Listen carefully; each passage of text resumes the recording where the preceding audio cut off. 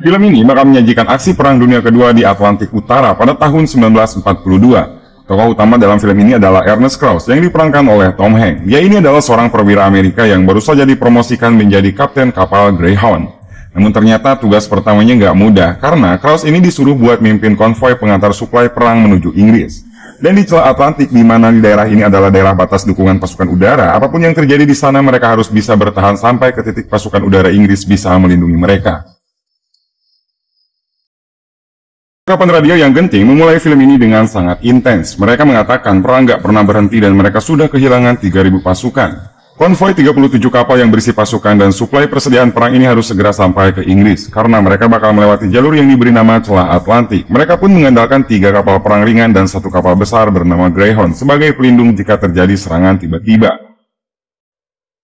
3 hari berlalu setelah mereka lepas dari pantauan udara. Di celah Atlantik ini, Krause sebagai kapten pun setiap pagi selalu menanyakan kepada Cole kondisi konvoi dan situasi jalur yang mereka lalui.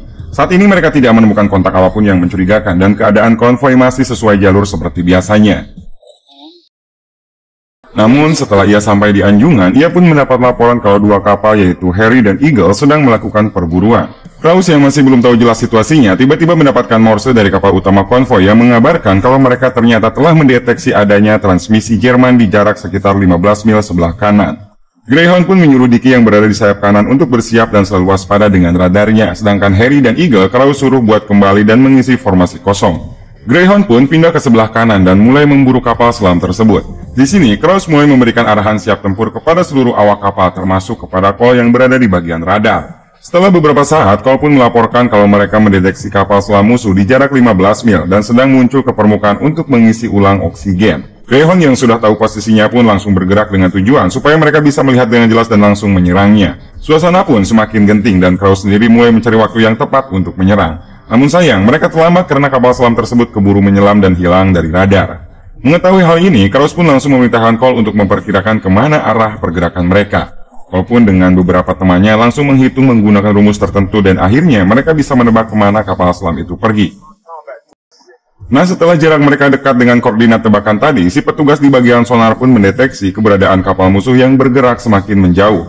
Biar nggak bingung, kalau sonar itu buat mendeteksi di bawah air dan jangkauannya nggak luas karena mengandalkan suara. Sedangkan radar buat mendeteksi yang berada di bagian permukaan. Kapal perang ini belum secanggih seperti zaman sekarang ya guys, jadi pendeteksian musuh juga nggak semaksimal seperti sekarang ini. Lanjut lagi, suara yang semakin jauh ini pun membuat si petugas mulai kehilangan posisi musuh. Dan dia juga menjelaskan kepada Krause kalau kejadian ini bisa saja kapal selam tersebut benar-benar menjauh atau mereka mematikan mesinnya supaya tidak terdengar di sonar. Krause yang mendengar hal ini pun langsung berpikir dan mengira-ngira kemana perginya kapal selam itu. Dan setelah beberapa saat, si petugas sonar pun melaporkan lagi kalau dia mendeteksi kapal musuh di jarak 900 meter sebelah kiri. Di posisi ini, wajah para awak semakin tegang. Masing-masing dari mereka bersiap di posisinya dan menunggu arahan dari Krause. Namun tiba-tiba Krause memerintahkan untuk berbelok ke kanan dengan kecepatan standar. Hal ini tentunya membuat mereka terdiam. Kenapa si Krause ini malah belok kanan dan tidak mengejar musuhnya? Hal ini ternyata Krause lakukan supaya musuh mengira mereka nggak dikejar lagi sama Greyhound. Pas ketika musuh ngejar balik nih, si Krause langsung menyuruh Greyhound buat kembali siaga. Kapal selam musuh semakin dekat dan si petugas sonar pun mulai cemas sambil menghitung mundur jarak mereka. Pas posisi musuh udah jelas jarak dan posisinya, Krause pun langsung dengan sigap memerintahkan awaknya untuk melempar beberapa bom ke lautan.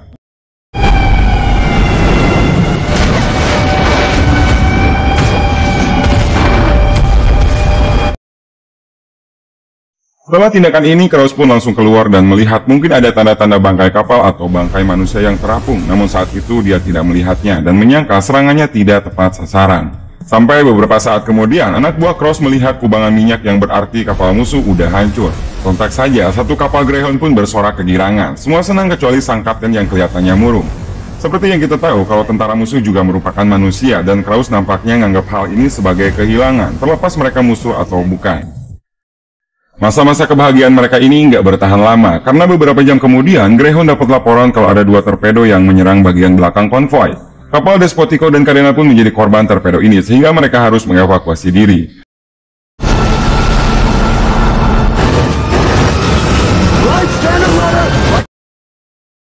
Melihat hal ini, Klaus langsung memerintahkan untuk pindah ke bagian belakang konvoi. Tumbangnya musuh tadi ternyata membuat kapal-kapal selam Jerman mulai menunjukkan taringnya, dan hal ini terlihat dari mereka yang juga mulai menyerang Greyhound dengan torpedonya. Namun untungnya, Klaus langsung melakukan manuver tajam dan terhindar dari serangan tersebut. Setelah diperiksa, Klaus pun mulai mendapat laporan kalau masing-masing dari mereka telah dikepung 2 kapal, dan totalnya mereka harus berhadapan dengan 6 kapal selam Jerman. Klaus menganggap sebagai sekumpulan serigala yang bakal memangsa mereka pas malam tiba, soalnya kapal di permukaan nggak mungkin bisa melihat pergerakan kapal selam saat udah gelap-gelapnya.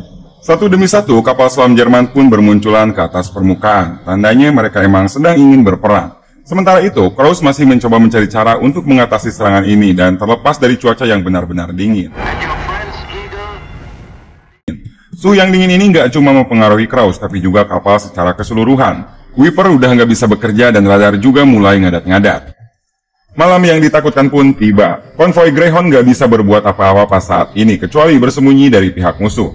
Namun tiba-tiba musuh pun menembakkan roket suar sehingga posisi mereka ketahuan.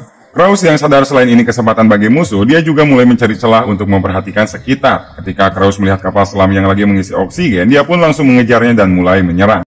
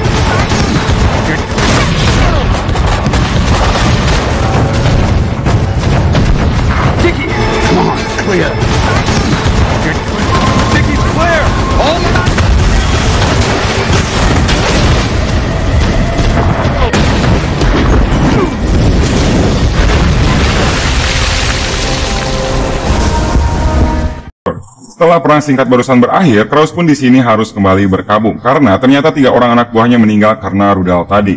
Sebagai penghormatan, walaupun kondisinya masih sangat genting, Klaus pun masih sempat mengadakan upacara kematian untuk anak buahnya. Di sini, Klaus melihat kalau kapal Eagle sudah rusak parah, tinggal Harry Dickey yang masih bertahan. Daniel Mark, Seaman second.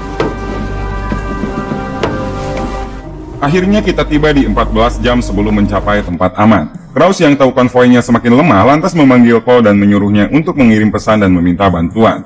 Selang beberapa lama, Klaus mendapat balasan dan Cole sebagai pembaca kode pun langsung menerjemahkannya. Ternyata konvoi ini diarahkan ke suatu koordinat yang dimana koordinat tersebut sudah berada dalam jangkauan perlindungan udara. Dan Cole juga mengatakan kalau koordinat tersebut bisa ditempuh sekitar 4 jam. Momen-momen ini makin mulai membuat Klaus stres dan kelelahan, apalagi ditambah kapal Greywolf juga mulai mengancam Greyhound lewat radio. Beberapa jam kemudian, musuh mulai menembakkan kembali 2 torpedo. Torpedo pertama berhasil dihindari dengan manuver yang tajam, namun Greyhound juga harus menghindar dari 1 torpedo lainnya. Setelah berhasil mengatasi kedua torpedo, Klaus pun langsung memerintahkan untuk maju dan menghampiri salah satu kapal Jerman yang berada paling dekat dengannya. Jerman yang tahu mereka akan diserang langsung buru-buru menyelam, namun Greyhound di sini juga tanpa henti menembaki kapal tersebut dengan ratusan peluru. Sampai akhirnya Jerman sial dan mereka tertembak sampai hancur. Kepanikan mereka ini kembali setelah tiba-tiba kapal selam Jerman yang satunya muncul dan hampir menembakkan rudal. Namun di saat itu juga bantuan udara datang tepat waktu dan langsung menghancurkan kapal Jerman tersebut.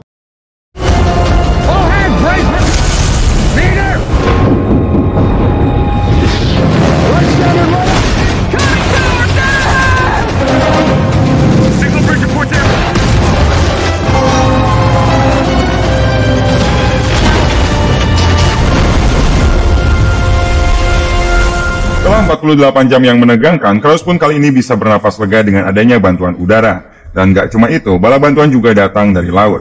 Karena konvoi ini sudah berada di daerah aman, salah satu kapal bantuan pun mengambil alih konvoi.